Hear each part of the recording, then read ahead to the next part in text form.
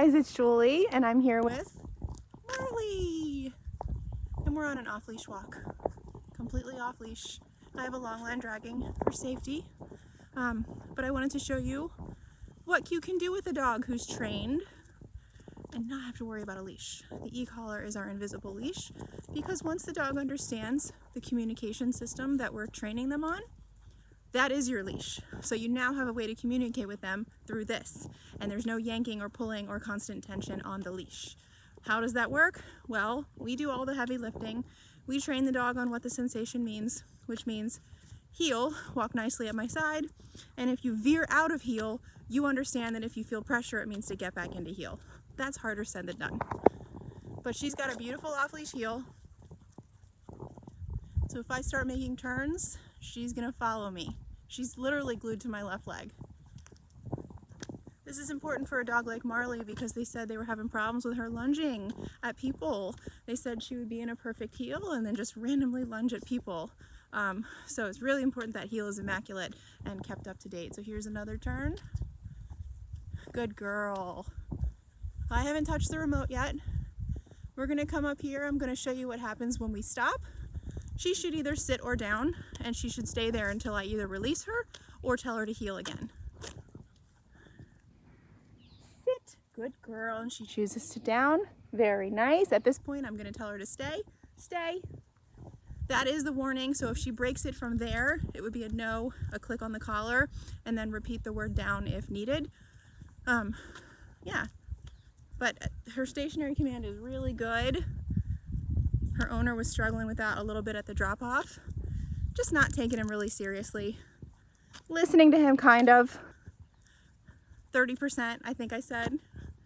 But look what we have now. All right, I'm gonna flip the camera around and show you guys a recall. Okay, let's practice a recall. Now, the tone recall is something that her owner had taught her based on, I think, watching our videos and the prior training.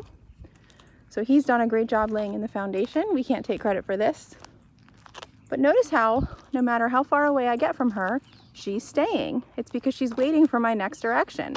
Because we've proved the downstay to mean stay until you're released or given another direction. All right, so what happens now is I'm gonna say the recall command, and at the same time I say it, I'm gonna tap my tone button, and then I'm gonna say, good girl, and then I'm gonna direct her to sit or down somewhere in this area right here. Come. Good girl. Yay!